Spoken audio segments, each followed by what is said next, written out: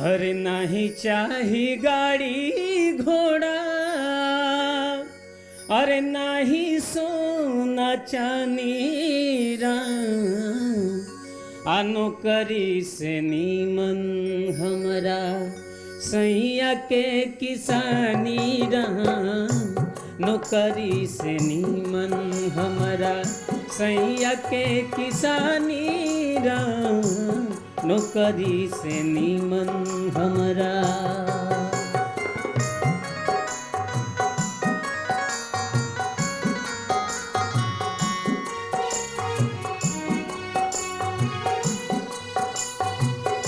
क्या बात है?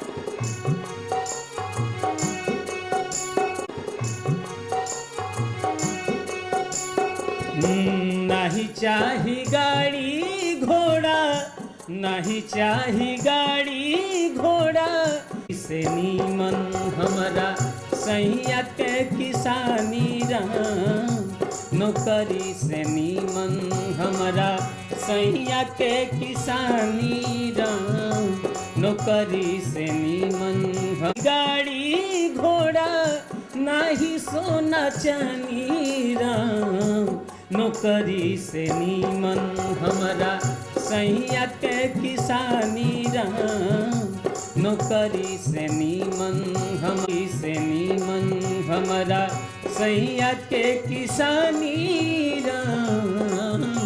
नौकरी से नीमन।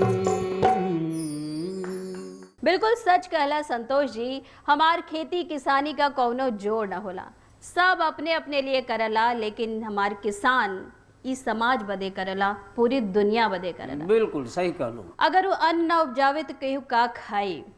सही है। और उहे गीत गवने खेत खलिहान से जुड़ल हमारी कार्यक्रम हमने लेके आयल बाड़े, जेकरा के पूरा देश दुनिया इतना ये करला, लेकिन हमार किसान इस समाज बदे करला, पूरी दुनिया बदे करला। बिल्कुल सही कहलो। अगर वो अन्न न उपजावे तो केहू का खाई।